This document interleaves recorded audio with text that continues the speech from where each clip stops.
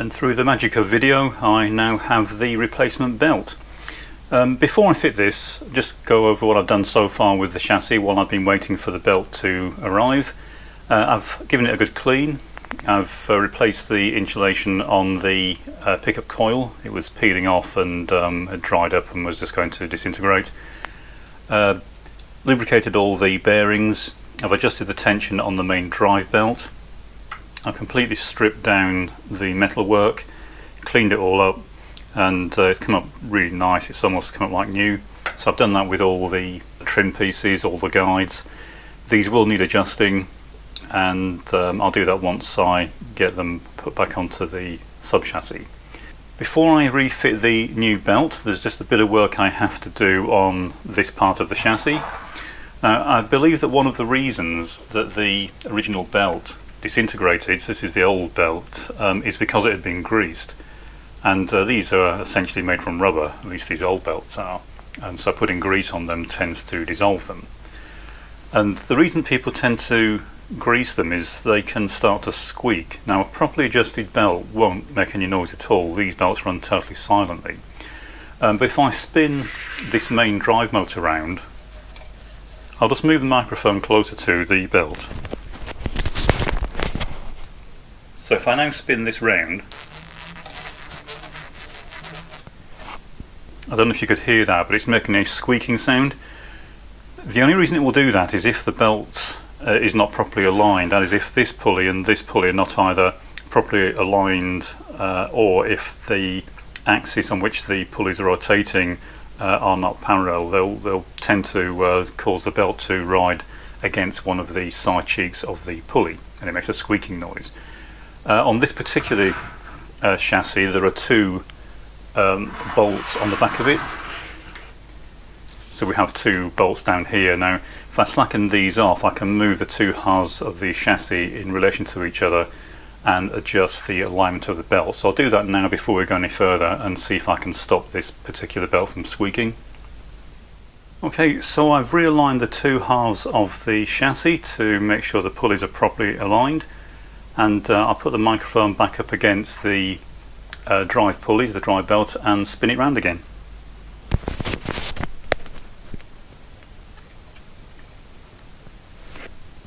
So it's now running completely silently and didn't require a new belt. This one wasn't too bad. I retensioned it, aligned it, and now it's running fine. It's not making any sounds. And the next step is to get the new front belt replaced. So I've ordered one that was the same length as the original belt, same pitch, same width, but chances are it will be slightly shorter. This has probably been adjusted over the years to take up the stretching of the original belt, but they do tend to vary slightly anyway, so this might be too tight. Also, I've polished up this shaft, and I've been lubricating the bearings every day while I've been waiting for the belt to arrive, so it should have absorbed some oil. And what I need to do is just adjust the tension of this belt, so it's just a matter of slacking off a couple of screws. I can move the motor up and down, fit the belt and get it tensioned so that the tension pulley is running in the correct location. So I'll do that and then get back on camera. Okay, so I've got the new drive belt fitted, and as you can see, that spins nice and freely. I've tensioned it to make sure that there's plenty of tension in the belt, but it's not over tight and doesn't bind up at any point in its rotation.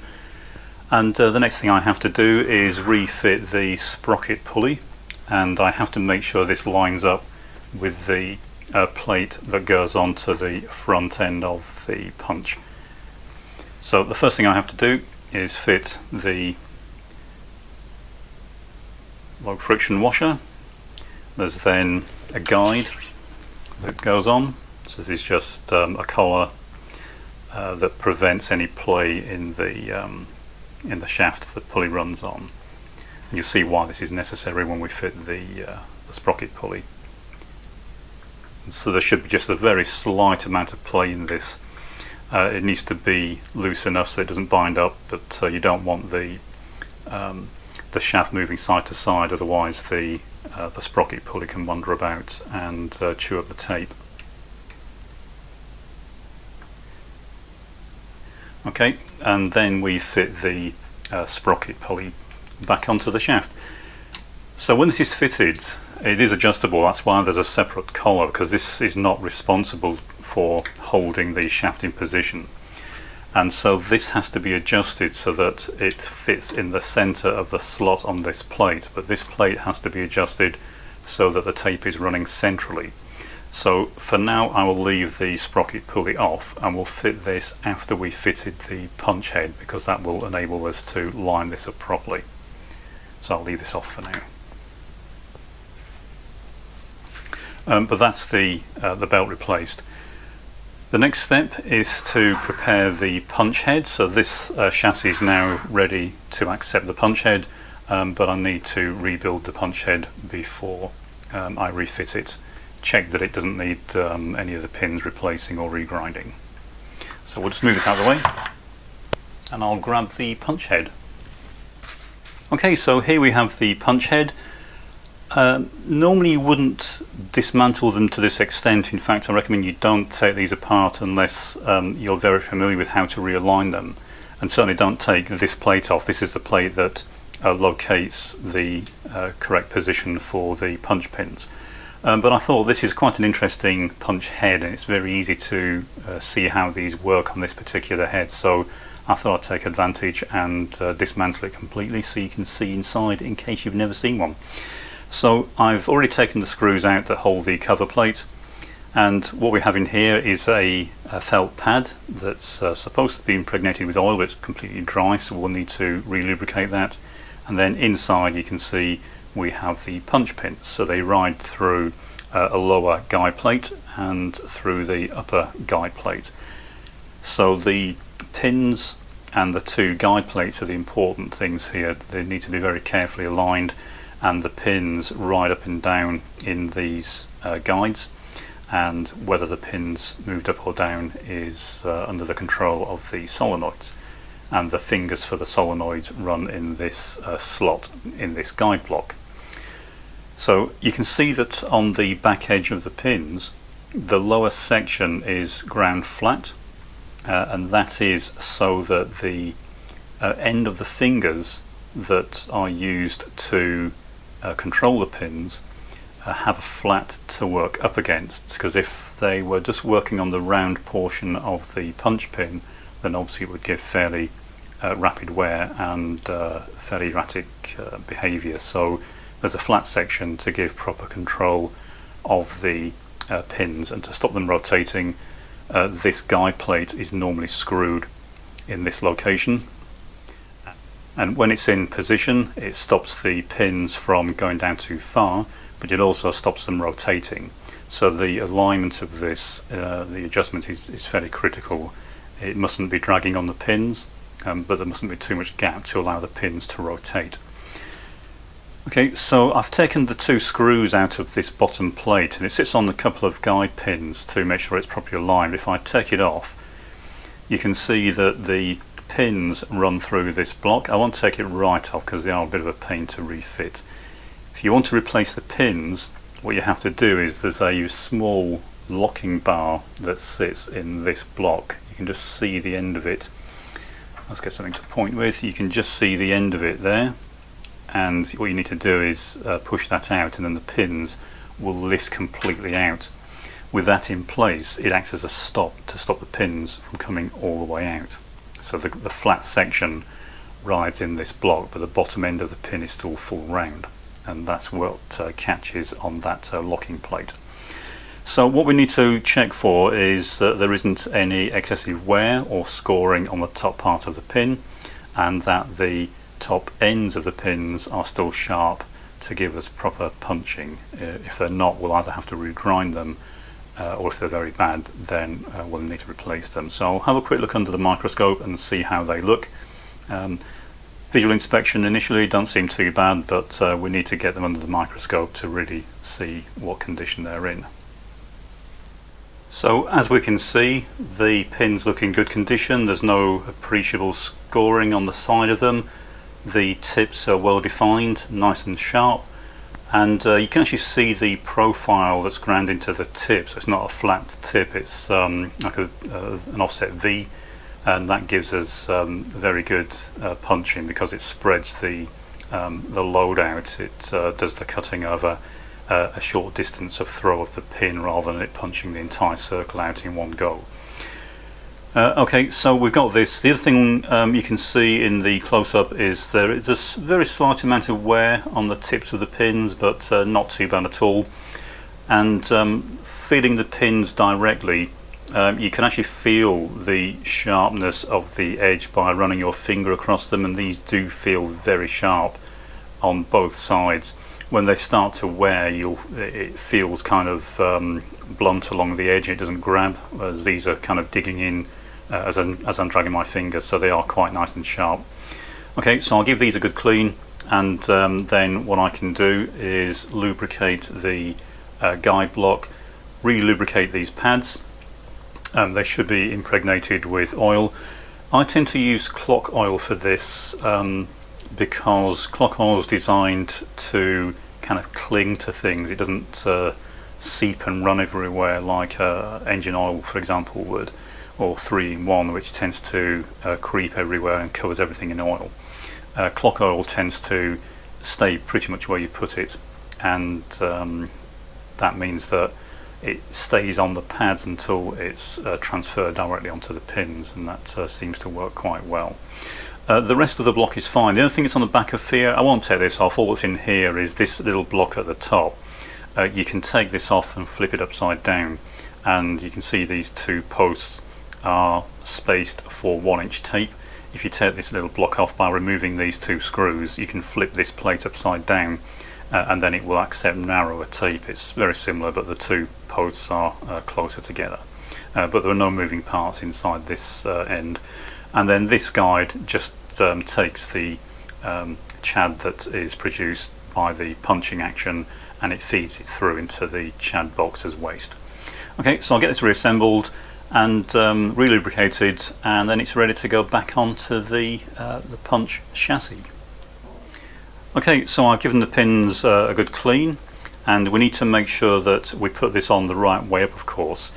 Firstly, we need to get the slot facing the right way, but also if you notice one of the pins is smaller than the rest, and that's for the sprocket hole, and there's obviously of course a matching smaller hole in the guide block, so it needs to go on this way up.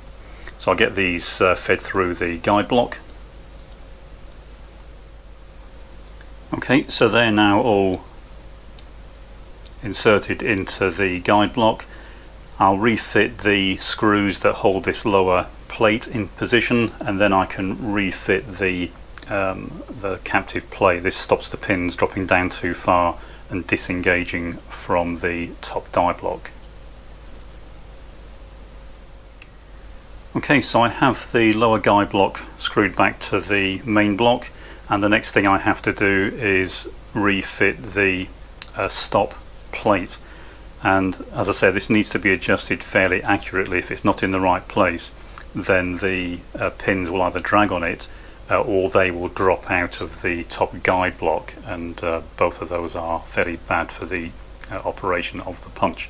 So I'll get this put back into position. Okay, so I've got this screwed back on. I left the screws loose. What I have to do now is readjust this plate. And what I'm looking for is 1/2 of an inch clearance between the pins and the front edge of this plate. So I'm going to do that using the microscope. I won't be able to video it because I won't be able to focus the microscope on the part we need to look at. But what I'm aiming to do is to make sure the pins are free to move. At the moment they're dragging, they won't move. So I need to make sure the pins are free to move, but that they can't rotate very far, and that means a very small clearance between this plate and the pins. That's why you don't normally take this plate off, but I wanted to take this off so I could take the pin block out and show you how the pins looked. So I'll go and get this adjusted, and then we can refit the covering plate. Okay, so I've got the guide plate refitted, and as I said, it's very difficult to show the adjustment, but it's this gap here. I don't know how clear this is coming out. There should be no appreciable gap, probably less than 1/2 thou between the front edge of this plate and the flat on the pin, and it's to stop the pin from rotating. But the pins all need to be free to move up and down, so there should be no resistance in the movement of the pin. So you need to check that all the pins can move up and down freely and that none are binding. Make sure none are bent, binding or pitted or scored. These all move nice and freely, but also they shouldn't be free to rotate, which is what this plate does, and also it acts as a stop, so when the flat portion of the pin ends and it becomes full round, that catches on the underside of this plate and it stops the pin from pulling all the way out, because we don't want it to disengage from this top block. So that's all. You can see how freely they move when they're properly adjusted. So that's now ready to go back together, and the final step is just to get some oil impregnated into the two felt pads. So we don't want to overdo it. It doesn't need to be dripping with oil, but it does need to be fairly well soaked, so there's enough in there to last to the next service, but you don't want it kind of dripping out all through the machine. And what will happen is as the pins slide back and forth, it will just pick up oil, and that will migrate up the pin and it will stop the pin from wearing out.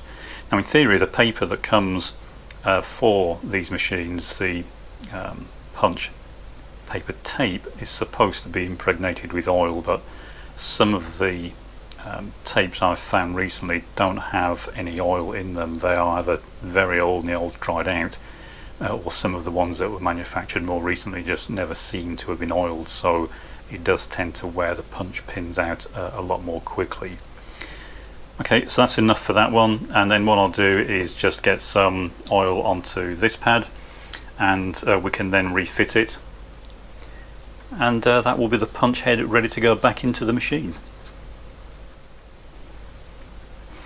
Okay, so that's now ready to refit.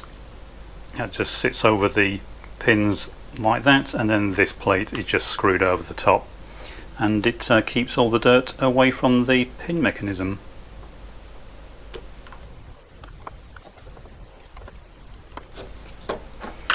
And what we need to do now is just check to make sure the pins slide freely. Now again, you probably won't be able to see this, but I'm looking through the narrow gap at the top, and we should be able to see the pins going through the gap and disappearing as we raise each one. So I've now raised the second one along, and it's now not protruding through the plate. And I'll do that with all to make sure they're all free to slide, but they all do seem to be moving nice and freely. And so this is now ready to go back into the machine. Now earlier in this video I said that these punch heads were supposed to be rapid replacement and that you were supposed to be able to replace them very quickly. And what I noticed, and what you probably saw in the video, is that I had to take the solenoid bank out to get this out. The reason for that is the way these are supposed to come out is it's like a bayonet fitting, where these two bosses fit on these two pins on the eccentric drive, and when you fit these in, what's supposed to happen is this should drop down and then slide across, and you should be able to engage it like that. And it wasn't working, and I think at some point it's been taken apart before and the pins hadn't been pushed all the way back in, so they were sticking out too far, and that meant I couldn't get the block far enough across to disengage the pins to lift it out.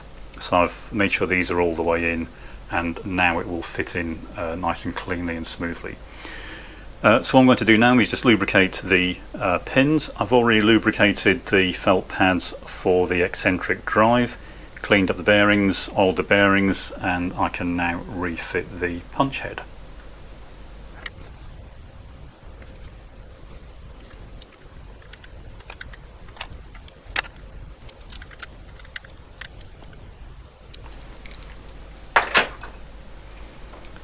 Okay, so that is the punch head refitted. The next thing I want to fit is the solenoid bank. Before I refit that, we'll have a quick look at it, and we need to replace the rubber dampers on it. So I'll just grab that. Okay, so this is the solenoid block assembly, and I've removed the screws already that hold the cover plate on. And if we look underneath, we can see it's just a series of guide fingers, and these are the fingers that engage in the punch head block that determine whether a particular pin is going to be raised or not. So if I push up the plate on one of the solenoids, you'll see that the corresponding finger moves out. It doesn't move very far, but it's enough to engage with the punch pin and determine if it should be raised or lowered. And of course these flex so they can move up as the pins move up and down. This is obviously engaged in the block that's on the eccentric, so it's going up and down all the time. The only bit of this that really needs attention is a very slight amount of lubrication where the spring plate pins or fingers go through the actual fingers themselves. So this plate here is a spring plate, and it's responsible for controlling the movement of the fingers themselves. The solenoid returns are these springs down here. And the other thing I need to replace on here are the damping rubbers on the bottom. You can see they've perished and dropped off, and without these, this whole thing will buzz and vibrate. So I'll just get those replaced. Okay, so I've replaced the damping rubbers on the bottom of the solenoids, and what I'll do now is put a single drop of oil onto each of the pivot points for the guide fingers. And because I don't want the oil dripping everywhere and running down onto the rest of the machine, I'll just wipe off any excess oil, and that will just prevent excess wear on those pivot points. Now turn the block the other way up again, and what we're looking for is to make sure none of these are bent, so that they all move freely.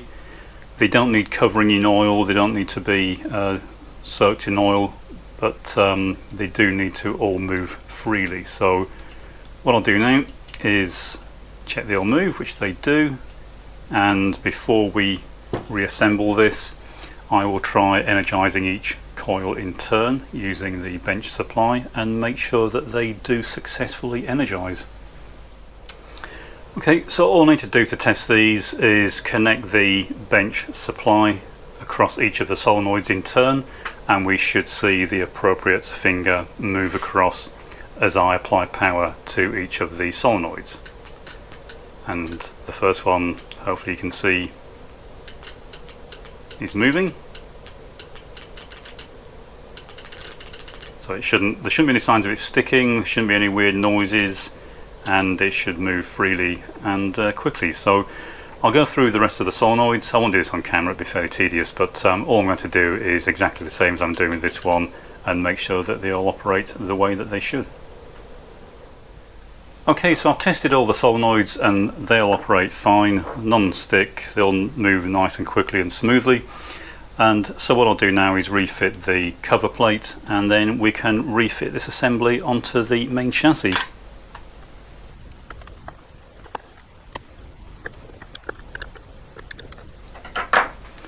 Okay, so this is ready now to go back onto the main punch chassis. Okay, so you may recall that I marked this before I took it off, and that's to make sure I could get it in roughly the same position putting it back. But the way that this in theory should work is there is a stop pin on the bottom of the punch head. So that's what this pin here is, and I haven't moved the adjuster on the solenoid block, so as long as we push this plate right up against this pin, which is how it's supposed to be adjusted, then it should be in the right position laterally, but we need to then make sure that it is free in the vertical plane so it's not binding or catching anything. So we'll do that now. Okay, so I've got this loosely bolted into position, and what I have to do is push it to the right until the adjustment plate touches the guide pin, and in theory it should then be in the correct location, but as you can see it will move up and down as well, so I need to make sure that the fingers are in the central position of this block. So I'll make sure that's correct, and then we can push it all the way across, and then I can tighten these bolts. Now if I've done this correctly, then the mark I made originally should line up with the mark on the chassis, which it does, so that's looking quite promising. What I'll do now is try rotating this very carefully and make sure that the guide block and the eccentric move up and down without anything binding. So I'm just very slowly rotating this.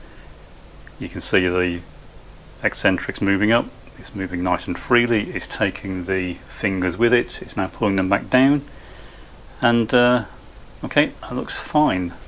None of the pins are moving up, but what I'll do now is try engaging one of the solenoids, spin it round again, and that particular pin should now raise, which it does. So that's looking quite promising. It looks like we've got it correctly aligned, and what I can do now is put the top paper tape guides on. Okay, so we'll start by fitting the rear guide. So that's this one, and it just bolts in place with 2 screws. Just snug those up, and if we got this right, then this should now be aligned so it's level with the top of the punch head, which it is, so that's fine. I'm just going to grab a piece of tape and make sure it goes through this assembly smoothly. Okay, so the tape should slide smoothly through the punch head, and there shouldn't be any noticeable resistance, but it shouldn't be free to move too far side to side, otherwise the punch position will be erratic, and if these are adjusted correctly, then the tape should sit pretty much at the bottom and be perfectly in line with the punch head, which it is. The next thing I need to do is align the sprocket drive gear, so I'm going to get a piece of tape that I've pre-punched with sprocket holes, so I know that they're in the right place. I can then fit that into the punch, and we can use that to correctly align the sprocket drive. It's better doing it this way around rather than adjusting it to the center of this slot if you've had this apart, because of course this needs adjusting as well, and you need a starting point to get a good result. If it's the only punch you have, the best thing to do is to punch a leader before you do this. That is just a piece of tape with the sprocket holes in, so you can use it as a reference when you come to reassemble the punch. So I'll just grab a pre-punched tape. Okay, so this piece of tape has some sprocket holes already punched in it, so we can feed that through the punch head. Make sure it's in the guide, and by having the rear guide fitted, it guarantees that the tape is going through the punch head correctly and it's not skewed off to one side. And what we can do now is refit the sprocket drive. So by having the tape in there, it means we can correctly align this with the sprocket holes in the existing tape. So what we're trying to do here is make sure that the drive gear is sitting correctly on the tape and is directly centered underneath these sprocket holes. When you do this, you can feel it just drop into the correct location, which it just did, and I can now tighten the grub screw. And if we've got this right, then when I rotate the tape advance motor, it should pull the tape cleanly and smoothly through the head, and there should be no tendency for it to push it one way or the other or to bind up. So that feels fine. That's exactly as it should be. And what I can do now is refit the front guide plate. So it's held in place with a couple of screws. Now, because this has been apart, this plate may need readjusting, but we'll give it a go and see how far out it is. And also the back edge of this must engage correctly with the punch head.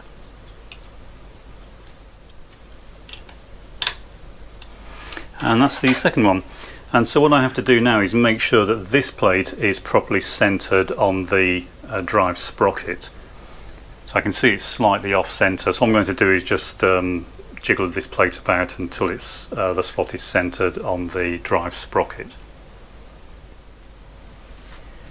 Okay, so I've adjusted this plate so that the sprocket pins are running central in the slot, and I should now be able to pull the tape through, and it should engage with the sprocket correctly, and then I should be able to drive it through by turning the motor shaft.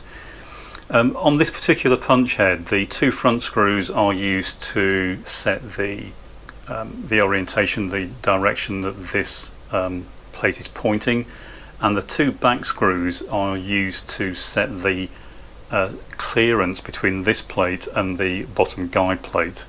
And the idea is you adjust it until the sprockets are poking just far enough through the hole to successfully drive the tape, but not so tight that the tape is being pinched between these two plates and it's hard to move. Once that's correct, there's a couple of rubber donuts between these two plates, and once the spacing is correct, then you can put some Loctite on the two screws, because obviously they're not done up tightly, they're just done up to the correct height of this plate. But you need to make sure they don't vibrate loose, because there's a lot of vibration on this when it's running. Okay, so if you now push the tape back through, it should engage on the sprocket, and then it should get driven through the guide and come out of the front, as we can see it doing there. It's not going any further than this because there are no more holes, but you can see how it's moving nice and smoothly, and that's this assembly ready to go back into the main chassis. So it's not too difficult to service these, it's just really attention to detail and reassembling it in the correct order, and as you can see, it all goes together quite nicely, and it now looks much better than it did. It's freed up, it's spinning nice and smoothly, and we'll check the final alignment when we come to reassemble the machine. Just as a final check, what I'll do is I'll energize one of the solenoids. I can spin the main drive motor around, but if I energize one of the solenoids, then what it should do is punch a hole in the tape, and as we can see, it has successfully punched a nice clean hole in the tape, and it is a nice clean hole. The chad has completely gone. If it's not punched all the way through, so if you've got like a flap of paper hanging off, then firstly make sure it's not supposed to be like that. Some punches do that intentionally, but 95% of the punches out there should just punch the circle completely out.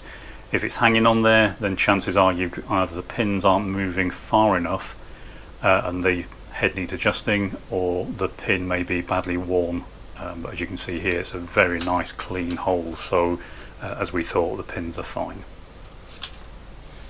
Okay, so in the next video we'll get this fitted back into the machine and we can start wiring it up and seeing if the electronics works.